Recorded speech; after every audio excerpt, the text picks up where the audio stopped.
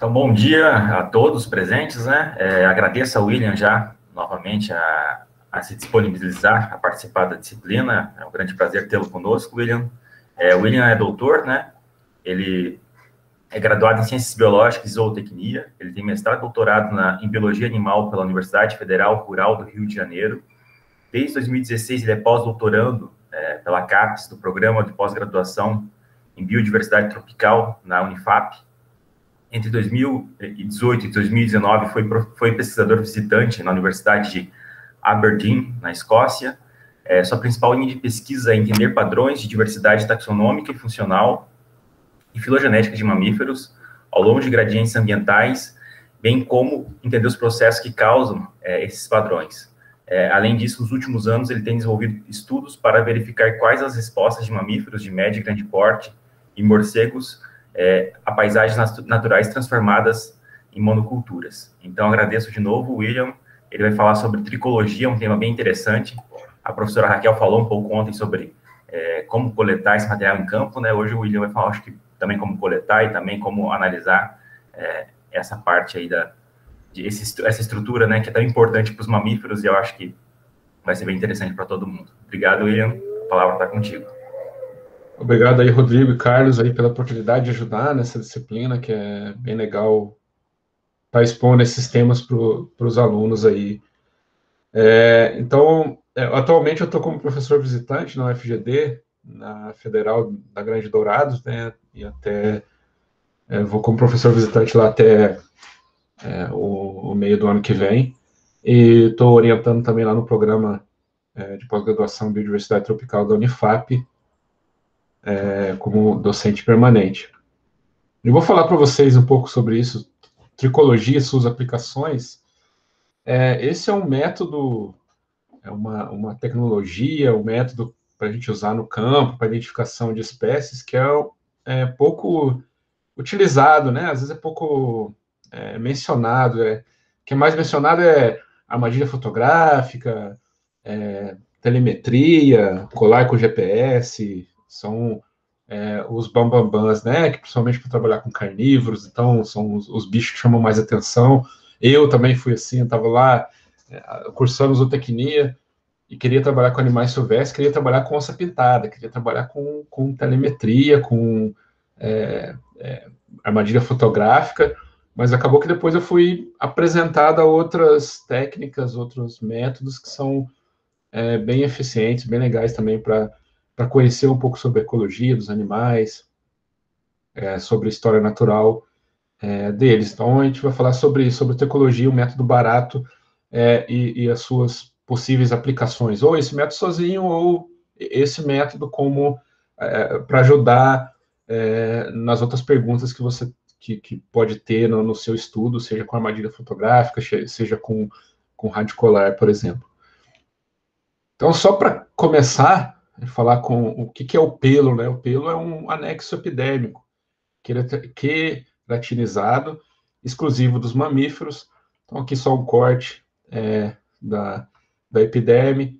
Então, mostrando aqui que tem o folículo piloso, que é responsável pelo crescimento do pelo. Tem o pelo, então, é um anexo epidérmico queratinizado, que só os mamíferos possuem aí. E as principais funções desses pelos é a termorregulação, a camuflagem, que se mostrando estiotos montanos, então um pelo bem denso, comprido. Essa espécie é uma espécie que ocorre principalmente na região andina, no sudeste do Brasil, no topo das cadeias de montanha, no topo da Serra da Mantiqueira, no sul do Brasil. Então, regiões frias, ele precisa dessa capa de pelo denso e longo para manter sua temperatura, né? E aqui só uma onça pintada, então essa coloração ela tem no pelo, isso pode se confundir com o ambiente que ela está, seja de floresta, ou seja aqui com a serrapilheira, né? Então, isso faz com que o animal se camufle com o ambiente, e isso ajuda na sua eficiência de predação.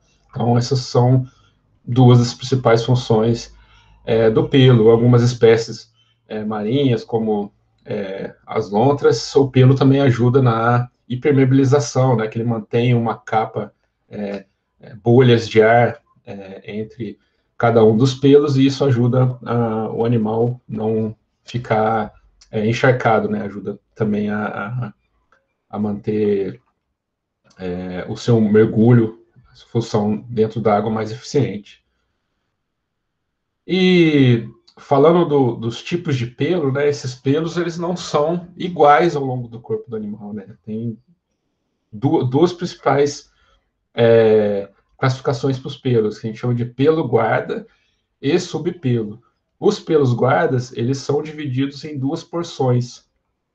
A porção que é o escudo, que é essa porção mais dilatada do pelo, que está mais na ponta do pelo, e a haste, que é a porção basal, que vai ali acima do bulbo piloso, até quando começa essa dilatação maior do pelo. E a gente tem o subpelo, que ele é estreito, né? Desde do bulbo até o seu ápice. Então a gente tem esses dois tipos principais de pelo. Isso, a densidade desses pelos vai variar ao longo do corpo do mamífero. E basicamente, quando a gente vai trabalhar com tricologia, a gente só trabalha com os pelos guardas, porque na região do escudo é onde tem a maior variação, principalmente da medula do pelo entre as espécies, né? Na região da haste, essa medula do pelo tende a ser igual entre as espécies, então a gente usa sempre os pelos guardas para fazer a identificação. Então, aqui só mostrando, então, sem imagem, né? É um pelo mesmo, então dá para ver bem aqui a região do escudo e a região da haste do pelo, no caso do pelo guarda, e aqui um subpelo, né, que é bem... ele é igual, não tem essa dilatação, que é a parte do escudo. Então, a gente usa o escudo para visualizar a medula do pelo, essas células que tem no interior do pelo, e usa a haste, que é para verificar, ver a impressão da cutícula, que no caso, impressão no esmalte, mas quem trabalha com microscopia eletrônica pode ter uma visão um pouco diferente, que eu vou mostrar numa imagem adiante, em relação à cutícula. Para quem tem cachorro, gato em casa, e esses bichos começam a soltar pelo, vocês, a partir de agora, podem começar a perceber bem se eles estão soltando subpelo ou então pelos guardas, né, que dá para a gente visualizar bem quando esses animais estão soltando pelo. E em relação à estrutura e morfologia dos pelos, que a gente tem que ter uma ideia disso, porque justamente a gente vai ter uma visão da medula e da cutícula do pelo para poder identificar, passar, correr a chave. Então, os pelos eles são formados por 3 camadas concêntricas de células, se a gente visualizar aqui, né, 3 camadas concêntricas, que tem a cutícula de fora para dentro, o córtex e a medula do pelo. Essas células são queratinizadas, então são bem resistentes, células mortas, bem resistentes, queratinizadas, e o pelo se constitui dessa forma. Então, cutícula, córtex e medula. Essas 3 camadas, elas vão apresentar diferentes padrões morfológicos, e isso confere característica diagnóstica específica, né, para cada espécie. Então, se a gente observar aqui, por exemplo, isso aqui é a cutícula de uma espécie. Isso aqui já é a cutícula de outra espécie. Então, a cutícula tem formas diferentes. Então, a gente é possível de identificar, né, até o nível de espécie. E aqui também a medula. A medula tem um formato de célula diferente nessa espécie aqui e tem um formato de célula diferente nessa espécie aqui, né? Que é muito mais larga, que parece que é uma fileira única de células. Então, tem essa forma diferente. Então, a partir da medula e da cutícula, existem algumas chaves que podem ser usadas para chegar até o nível de espécie, ou chega até o nível de família, ordem. Isso depende do grupo que você está estudando. Para ter uma ideia, hoje existe chave, por exemplo, para o gênero Acodon, né, que é um gênero complicado de se identificar, tem que usar bem a morfologia do crânio para identificar as espécies, mas hoje tem chave que dá para usar a morfologia do pelo para identificar algumas espécies desse gênero de roedor. Então, portanto, a gente consegue usar as características cuticulares da haste e medulares e corticais do escudo, do pelo guarda, para identificar, no caso, as espécies, e mais para frente a gente vai ver isso e a gente vai tentar aí numa prática rápida, se vocês conseguem passar a chave que eu mandei o link para vocês. Então, como as células do pelo, elas são queratinizadas, elas proporcionam resistência, né? Proporcionam resistência para a gente poder identificar, independente do processo pelo qual esse pelo passou.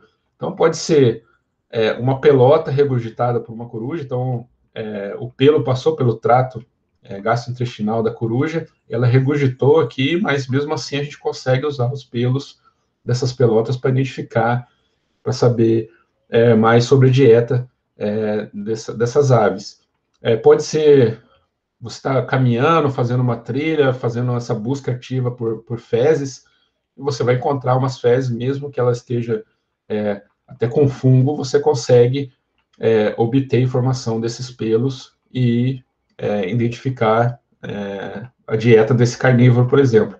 Animal de coleção, então aqui uma anta taxidermizada, você pode pegar a amostra desse pelo, pode utilizar ela também para, principalmente no caso de coleção, para usar como referência para você identificar o que está na dieta, né? Então, se você tem roedor ou está avaliando fezes de onça pintada, onça parda, por exemplo, você pode usar esse indivíduo de anta para ter uma referência daquilo que você vai identificar depois nas fezes. Ou então de carcaça. Encontrou carcaça de algum animal atropelado, por exemplo, mesmo que esteja em estado avançado de putrefação, você pode pegar uma amostra desses pelos, fazer o tratamento depois no laboratório e também vai conseguir identificar. Por quê? Porque as células queratinizadas, elas têm resistência a esses intempéries. Tem algumas pessoas que às vezes questionam em relação à coloração. Também, será que não seria possível identificar? Desde que você sabe, por exemplo, que o pelo veio de morcego, então identificar algumas espécies, mas não tem como, isso é difícil, não é recomendado utilizar a coloração para identificar as espécies. Aqui eu estou mostrando dois exemplos, um exemplo aqui, na verdade, de molossos, né? Então, são dois indivíduos do mesmo abrigo, são dois indivíduos de molossos, né? Tem tamanho diferentes, aí variação no tamanho, mas a coloração do pelo, um é mais escuro e o outro é mais avermelhado. Isso tem a ver com, de repente, com o abrigo que eles utilizaram antes, que as características do abrigo fizeram com que o pelo fosse diferente, depois eu acabei capturando esses indivíduos no mesmo abrigo, então não tem como usar esse tipo de característica do pelo para identificação. Aqui, no caso, um Lasiurus blosseville, também, então tem uma coloração, uma pelagem mais acinzentada no ventre e tem uma pelagem mais alaranjada, né, no torno da cabeça. Então, tem essa variação também no mesmo indivíduo. E essa coloração do pelo, ela é influenciada pelo meio, pela quantidade de melanina, também pela quantidade de bolhas de ar que existe na medula. Aqui só mostrando a medula de um pelo de um indivíduo do gênero Mazama, né, dos veados. Então, os pelos, a medula característica dos veados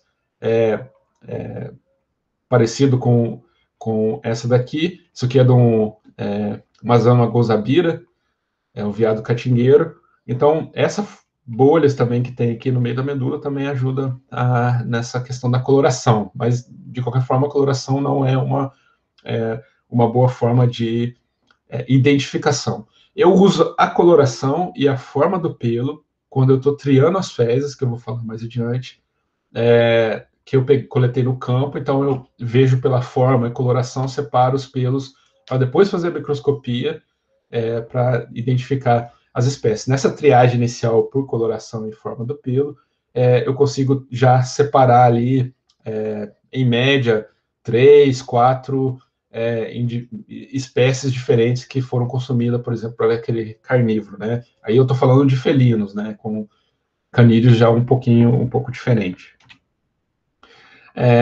Então, essas 3 camadas, queratinizada, cutícula, córtex e medula, elas vão apresentar diferentes padrões morfológicos e aí vão conferir características diagnósticas específicas para a identificação das espécies. E aí a gente pode usar essas características cuticulares da haste, medulares e corticais escudos pelos guardas para identificar as espécies. Aqui só mostrando uma imagem da cutícula de pelos, mas aí com microscopia eletrônica, é um pouco diferente da microscopia óptica comum, que é feito com uma fina camada de esmalte, com a impressão ali da cutícula. E aqui uma outra imagem de medulas, pode ver que é uma medula diferente da que eu tenho mostrado. Isso aqui é uma medula de um Oxymetrus sp, que é um roedor, já um pouco mais diferente daquela que eu mostrei inicialmente, daquela que eu falei anteriormente, que é do Mazama. Então, para vocês terem uma ideia, a medula já, dependendo das suas características, dá para separar aí em ordem dentro de mamíferos, famílias, ordens, subfamílias. Então, esse já é uma dica que eu dou, uma dica-chave, quando for lá correr a chave para identificar os pelos.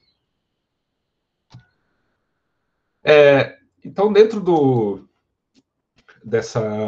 estudo da tricologia, né? Tricologia, que a palavra vem do grego, que significa cabelo, tricos, logos, estudos.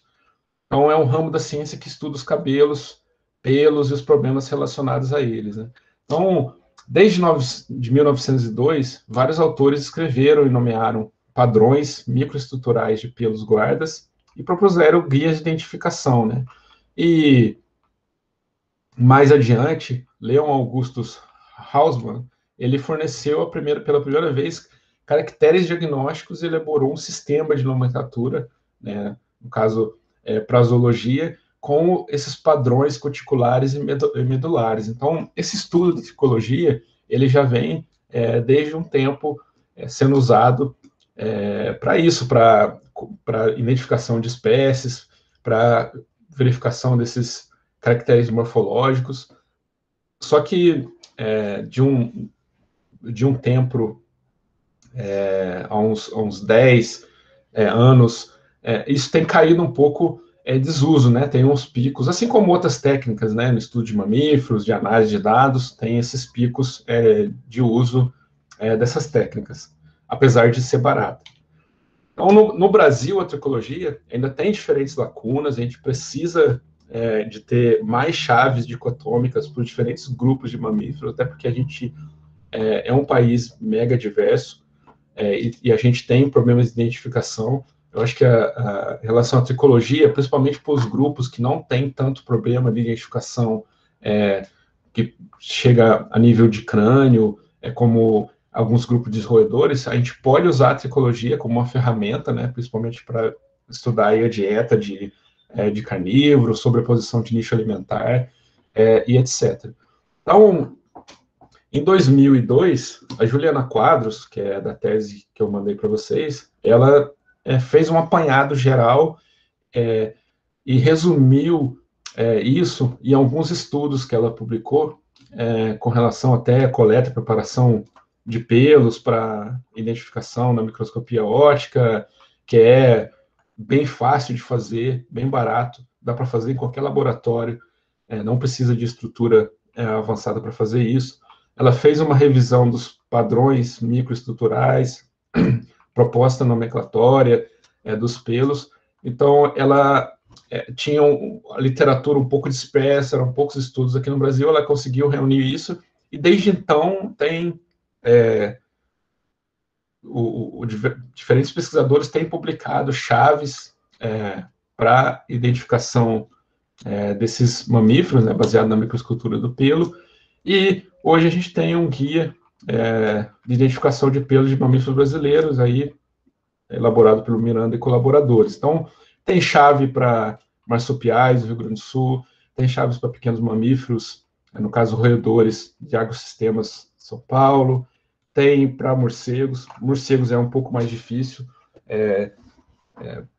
Tem a chave para roedores, funciona bem, para morcegos dá para chegar até família, até gênero, às vezes.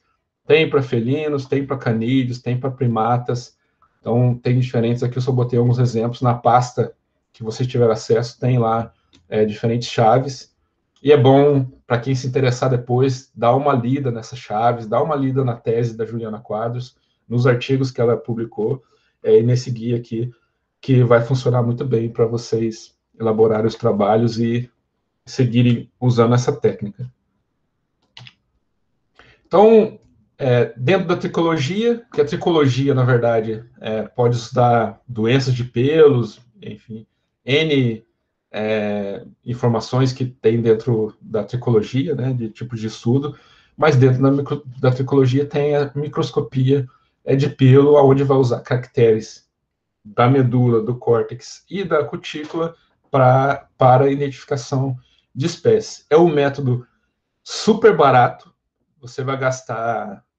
se você já tem um laboratório, já tem uma lupa, já tem um microscópio, vai gastar R$100 para poder, talvez, fazer toda a identificação de todo o material que você coletar em campo para fazer sua dissertação ou algum capítulo da sua tese. Então, e hoje a gente tem chave de identificação, até para alguns gêneros de roedores, como deu um exemplo lá do gênero Acodon. Só que ele é um método pouco explorado, principalmente em inventário de espécies, né, que a gente usa principalmente armadilha fotográfica, pegada, visualização em transecto.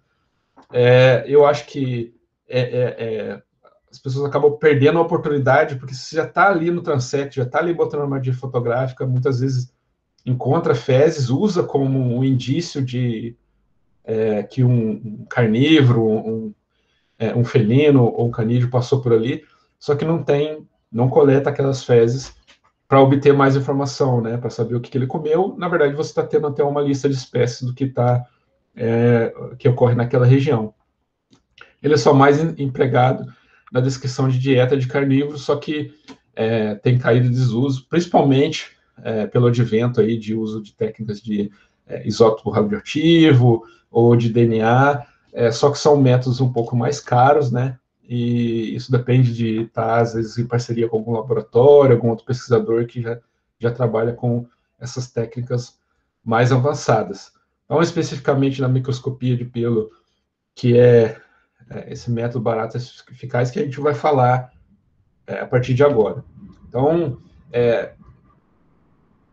no campo, eu não sei se a pesquisadora que falou ontem com vocês na palestra, tem que ter um pouco de experiência aí para saber identificar e procurar as fezes, né? Porque é um pouco difícil de encontrar. A experiência que eu tenho no meu mestrado, principalmente, que eu trabalhei com isso, no meu mestrado eu avaliei técnicas de amostragem de mamífero, métodos de amostragem de mamífero, armadilha fotográfica, visualização em transecto, pegadas e também essa tricologia, né, para avaliar principalmente fezes de jaguatirica, que eu encontrei mais na minha área de estudo. Então, quando eu fazia os transectos de visualização, quando eu voltava, eu só ficava olhando para o chão, procurando fezes. Só que demorou até eu encontrar a primeira, a segunda, e depois eu fiquei um pouco mais esperto, um pouco mais craque em encontrar as fezes, porque de fato, não é muito, muito fácil. Então, tá lá na visualização do transecto, tem que olhar para o dossel, tem que olhar para o bosque da onde você está, na vegetação, porque você quer visualizar algum mamífero, seja esquilo, coati, primata. Então, na volta, só olhando para o chão, porque vai procurar fezes, tem que olhar só para a trilha. Então, depois você acaba notando que alguns animais, algumas espécies, eles acabam defecando em afloramento rochoso, né, que seja pequeno ou grande, em bifurcação de trilha. Às vezes você acaba encontrando uma marcação que você procura em volta enquanto fezes, por exemplo, onça parda e o pulmoé-guarandi, eles têm essa característica de fazer o scrap, né, que é uma marcação com as patas de trás, que eles arranham o chão, e é bem característica da marcação. Quando está na trilha, você olha, não, isso aqui é de onça parda, ou isso aqui é de pulmoé-guarandi. Então você olha em volta, possivelmente vai encontrar as fezes, que ele costuma fazer essa marcação após urinar ou defecar. Então, tem essas... É bom ter um pouco de...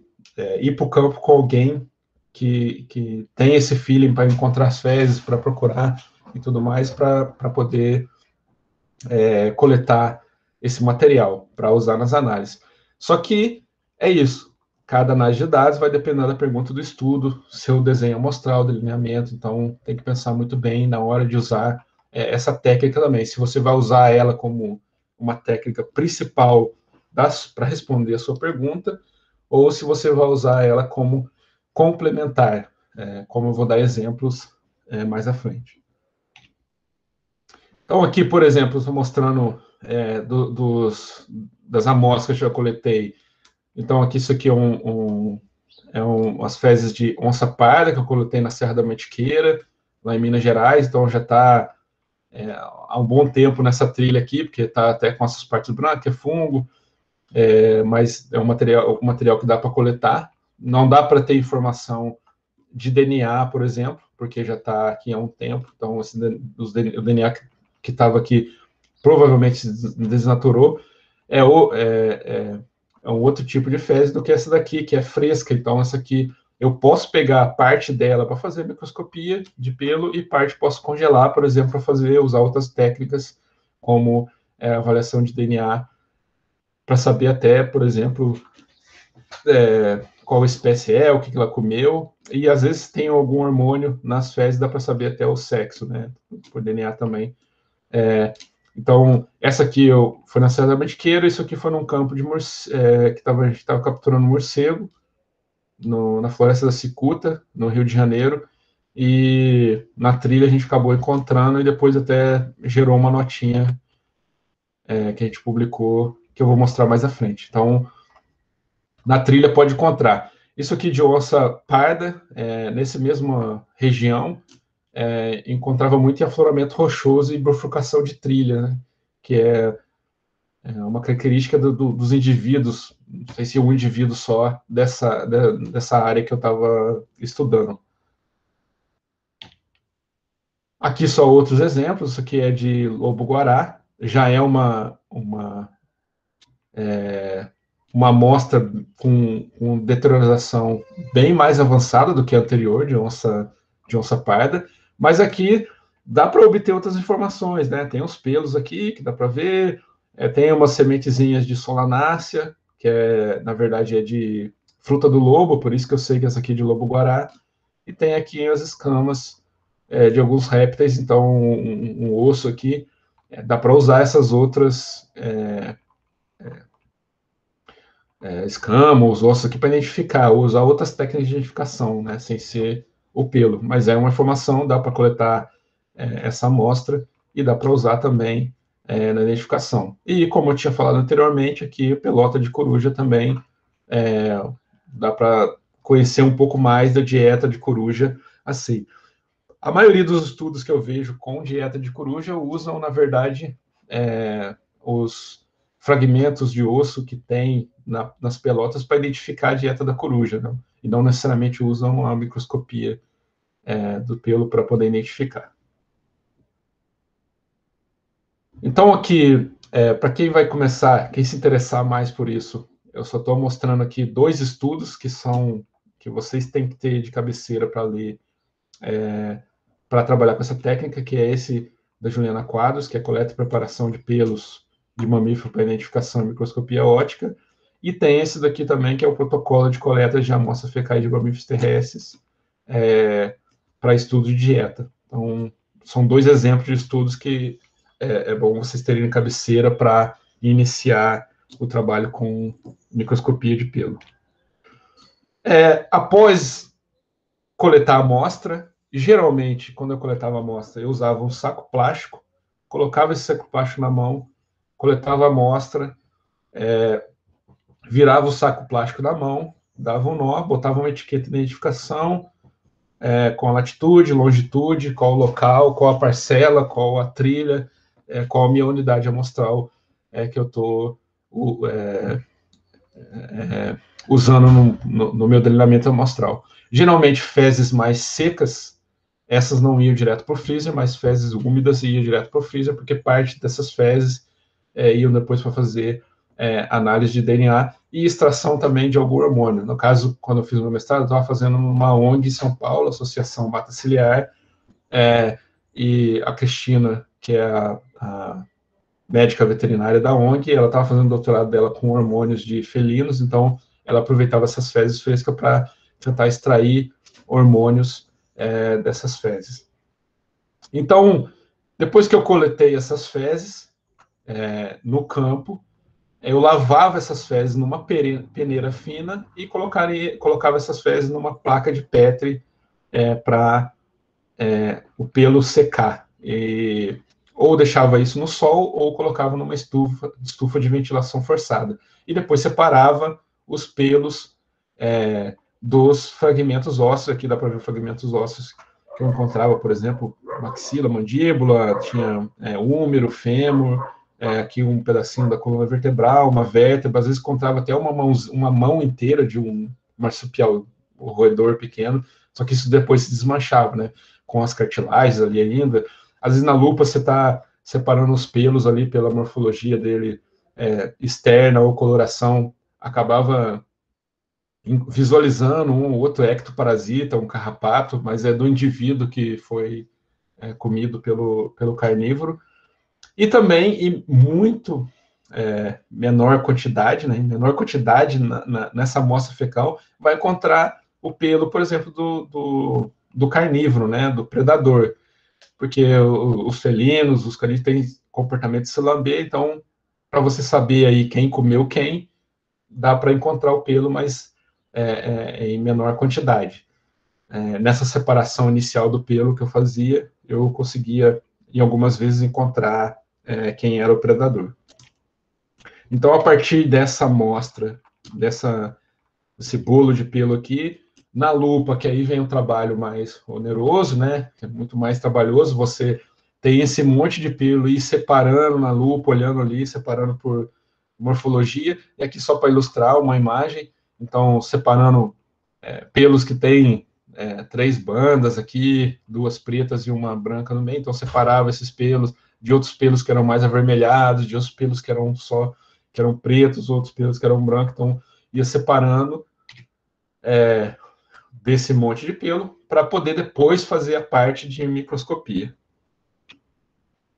Então, a partir da separação desses pelos, por que é um método barato? Porque você vai precisar de, inicialmente, alguns reais para comprar água oxigenada ou um descolorante qualquer, esmalte e precisa de lâmina de microscópio e uma amostra pequena com 2 pedaços de madeira e aqui no meio tem um pedaço de plástico bem enrolado, né, várias camadas de plástico, que é para a madeira não quebrar a lâmina de vidro. Então, quando eu pegava, depois de separar o pelo, a primeira coisa que eu fazia era passava uma fina camada de esmalte em cima da lâmina, colocava o pelo aqui em cima, colocava uma outra lâmina aqui para fazer um sanduíche com o pelo, e colocava essas camadas de plástico e a madeira e pressionava na morsa, porque qual é o objetivo? É para que as cutículas do pelo, como está nessa imagem aqui no computador, a cutícula fique impressa nessa fina camada de esmalte.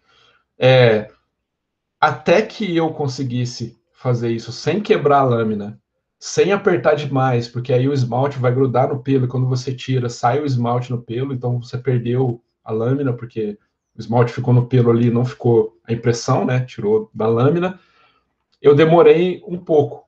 E aí, para isso, eu usava o banco de pelos da ONG, que eu tinha um banco, todos os animais que chegavam lá no Centro de Reabilitação de Animais Silvestres tiravam a amostra de pelo, então eu usava esse banco de pelos da ONG para fazer esse treinamento, para saber qual a força colocar aqui na amostra, quantidade de esmalte. Então, para quem vai trabalhar com isso, é bom fazer uma calibração da sua força, calibração aí de como utilizar essa questão da amostra.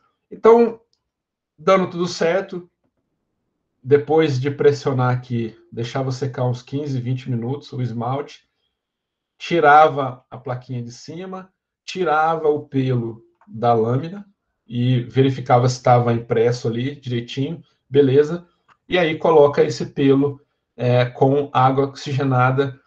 Geralmente eu colocava numa fina camada de oxigenada, deixava no sol para esse pelo descolorir, e aí você ter como visualizar a medula do pelo.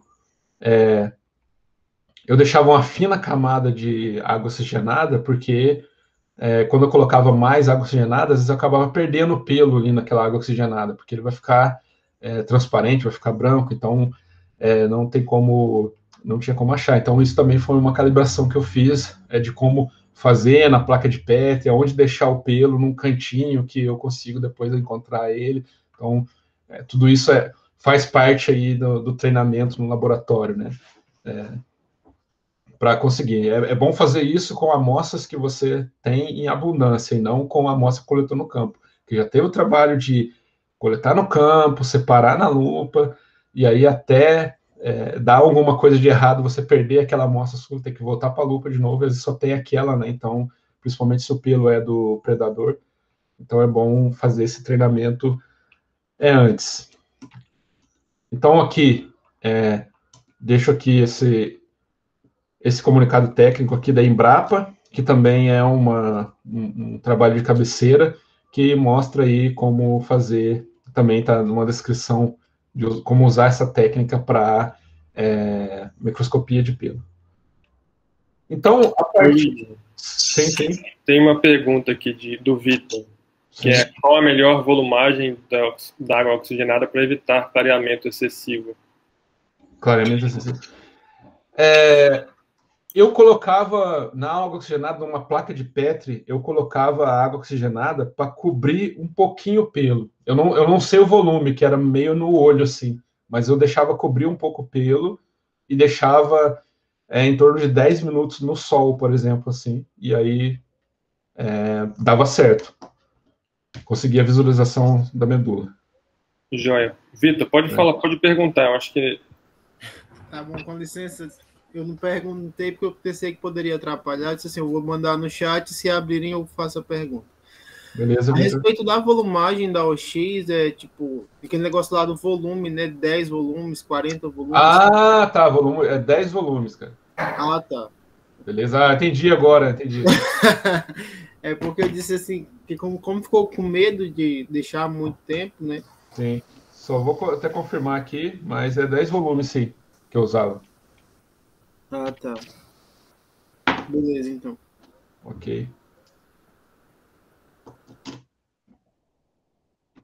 Só vendo aqui. Então, a partir dessa descoloração e da impressão da cutícula na fina camada de esmalte, a gente vai ter essa informação da medula. Aqui estou mostrando para vocês do artigo da Van Strels, que foi feito até na mata ciliar, a chave dicotômica para os felinos brasileiros, né, alguns dos felinos brasileiros. Então, a gente vai ter a informação da medula e vai ter a informação da cutícula. Então, aqui só mostrando que quando quando fazia essa identificação dos pelos, eu pegava a informação da medula e já ia direto na chave. A primeira coisa que eu fazia era a medula. Apesar de nas chaves da Juliana Quadros vi primeiro a cutícula e depois a medula, eu ia na medula porque eu percebi que nas chaves acaba que você já vai para a família, já vai para a subfamília, já vai para a ordem. Então, os felinos têm essa característica, né, dessa medula, que é uma medula que ocupa aí mais de 1/3 do pelo, tem essas margens fimbriadas, são células justapostas, então você não vê, às vezes, uma separação entre uma célula e outra. Então, isso aqui é uma característica de felino, né?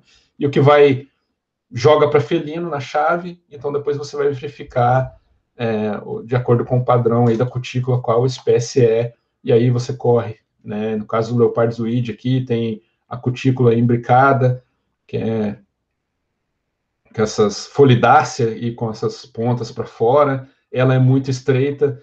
é diferente da Leopardus pardalis, por exemplo, que é intermediária, a cutícula não tem essas pontinhas para fora, a intermediária é essa largura aqui é um pouco mais estreita, aqui também, então isso vai mudar das espécies de felino. Então, primeiro eu ia na medula e depois eu ia na cutícula do pelo, aí no caso para tentar identificar qual espécie.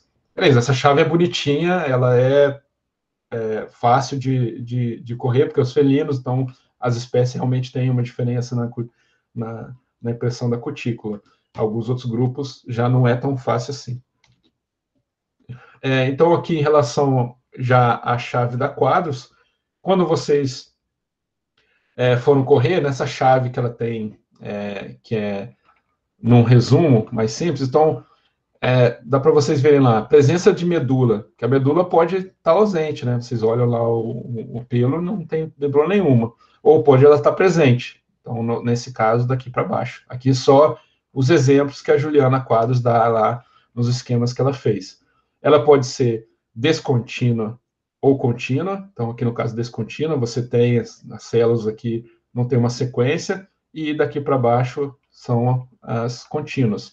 Ela pode ser unisseriada ou multisseriada. Aqui, no caso, 2 exemplos de unisseriada, a escalariforme e a literácea. E as outras são multisseriadas, né? São multicamadas de células. Elas podem estar justapostas, isoladas ou anastomosadas. Então, assim, você vai seguindo na chave. E essa parte, eu coloquei aqui primeiro as medulas, porque é isso que eu uso. Eu uso primeiro essa parte da medula, para, de repente, chegar lá na ordem, família, subfamília, e depois eu vou para as escamas. Né, para a chave das escamas. Aqui, só exemplificando que, quando você vai começar a trabalhar, principalmente onde um local que você não tem uma chave para os mamíferos dessa região, ou para áreas próximas, é bom você estar junto com algum museu. Aqui no exemplo, colocando só aqui uma gaveta com roedores, porque você pode ver com o curador do museu, com a curadoria do museu, se você pode obter a amostra de pelo de alguns animais que estão depositados, que sabe que tem ocorrência na região que você está estudando, então você pode usar esses pelos como referência para aquilo que você vai analisar das fezes. Aqui só essa imagem só indicando que, quando você vai fazer isso, a região, usualmente, que é para extrair o pelo do indivíduo, é a região intraescapular, ou região escapular, que é essa região aqui, não tem uma variação na morfologia, na microestrutura do pelo, ao longo do corpo. O que você tem é uma variação do subpelo e dos pelos guardas. E a região que usualmente usamos é essa daqui, porque tem a maior quantidade de pelos guardas, e tem uma variação um pouco menor na microestrutura dos pelos nessa região aqui. E aqui só exemplificando que, além do pelo, como eu mostrei naquelas imagens anteriores, você consegue ter pequenos ossos, crânio, dente, nas fezes. Então, já que você está na coleção, também pode obter essas informações, essas medidas de crânio dos animais que ocorrem na região. Você tem aí uma outra forma de identificação também, aproveitando o seu material que você coletou o máximo possível. Então, aqui já exemplificando diferentes estudos que usam essas técnicas aqui, hábitos alimentares de Jaguatirica, no México. Então, esses autores usaram amostras fecais, usaram microscopia de pelo para identificação, usaram também medidas do crânio para poder identificar os espécimes. Aqui um outro estudo, agora comparando dieta entre jaguatirica, onça parda e onça pintada, né? Então, fazendo um trabalho de sobreposição de nicho alimentar, e usaram essas amostras fecais em microscopia, e também essa medidas de crânio dos ossos que foram encontrados de dentes no material fecal. Aqui já 2 trabalhos, já fazendo propaganda dos artigos que eu tenho publicado. Então, nessa lista de espécies aqui, eu usei microscopia de pelo, Então, algumas das espécies que eu identifiquei, se eu não me engano, foram 10 ou 8, foram com microscopia exclusivas, eu acho que foram 8 espécies, e 10 espécies foram que eu identifiquei na armadilha fotográfica, identifiquei também nas fezes ou no pegada. Então, eu usei na lista de espécies. A minha sugestão é que se alguém for fazer lista de espécies, por exemplo, está trabalhando num local, tem tempo para fazer isso, tem como fazer depois a análise, trabalhar nas fezes, use essa técnica também na sua lista de espécies, que vai adicionar muita informação.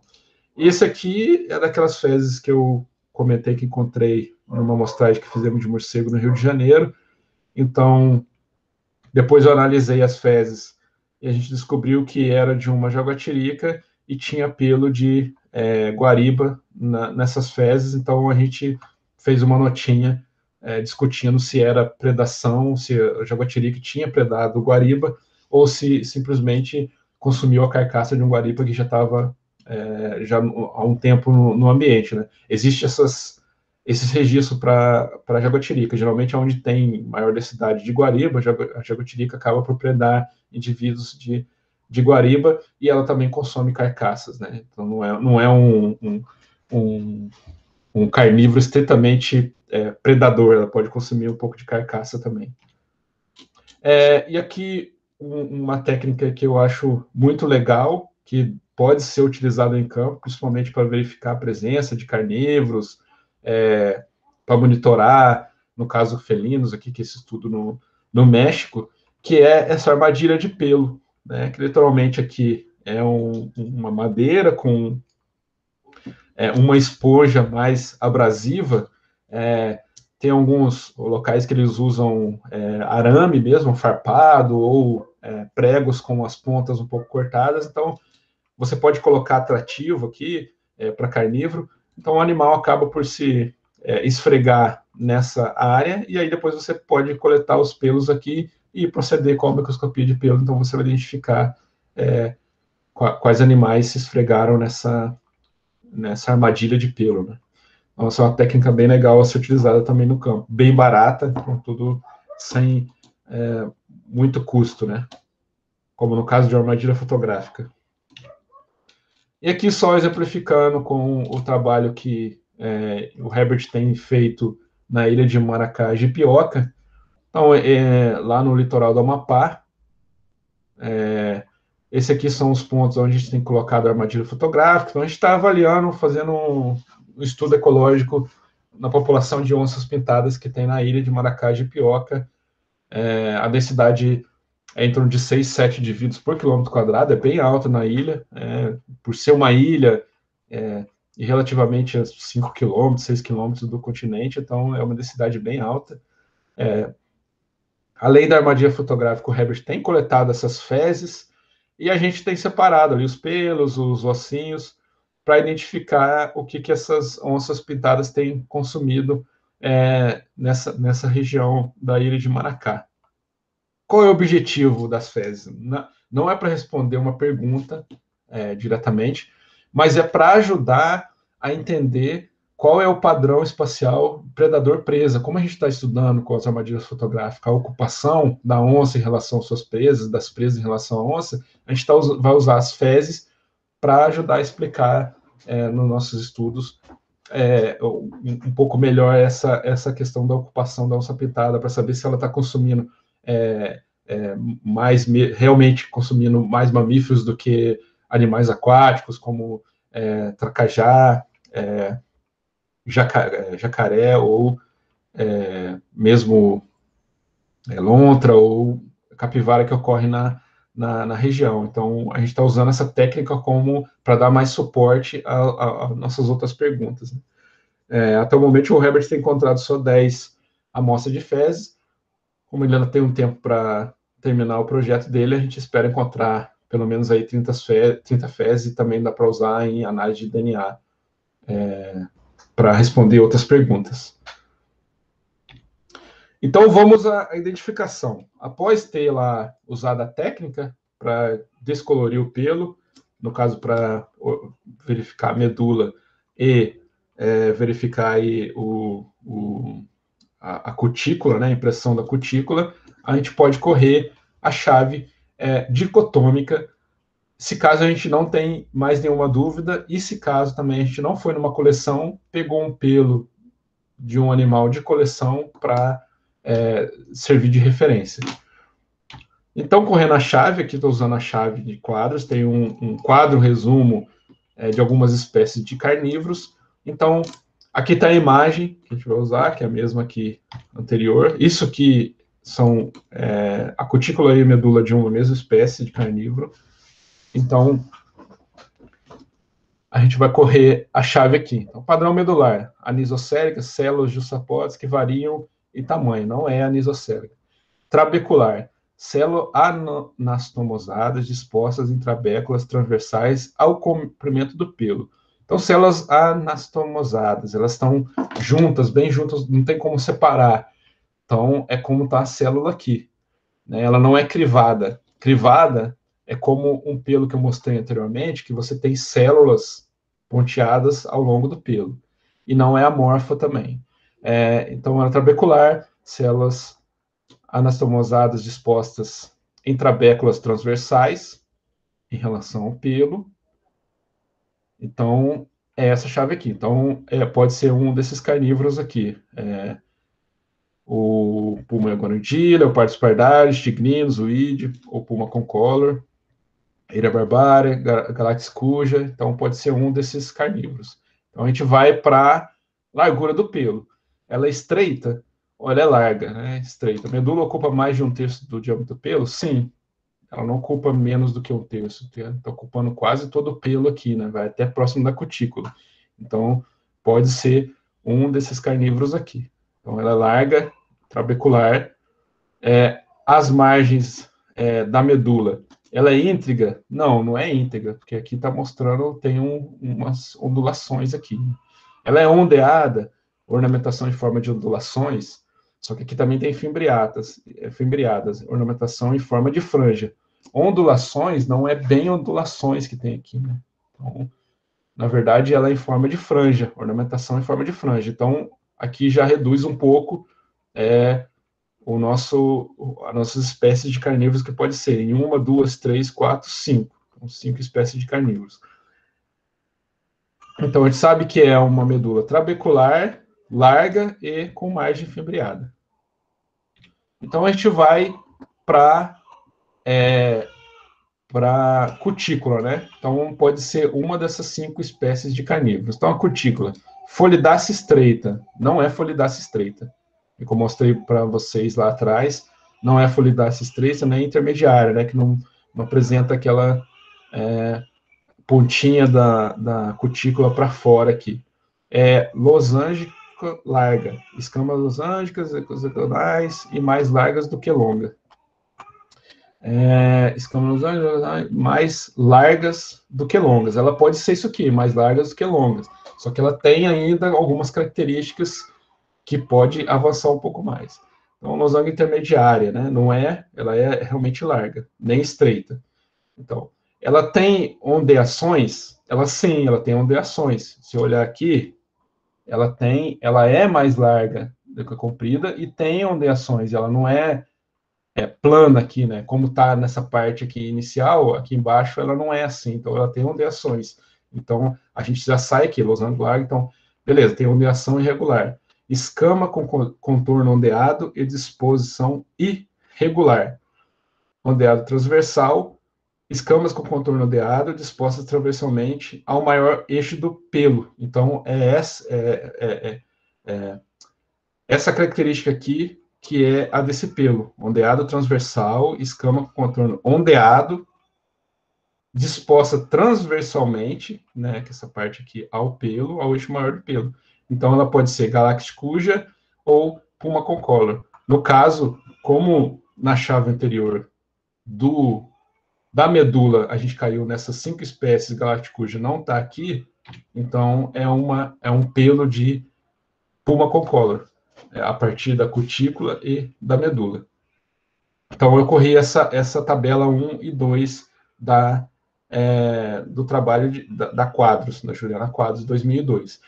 Eu corri essa tabela 1 e 2, que é um pouco mais fácil de correr, e para os felinos, porque é mais fácil, porque tem os carnívoros aqui, os felinos e algumas espécies de carnívoros, é muito mais fácil porque está muito bem definido essa questão da medula e da cutícula. Mas alguns outros grupos, como roedores, marsupiais, não tem uma definição tão boa assim.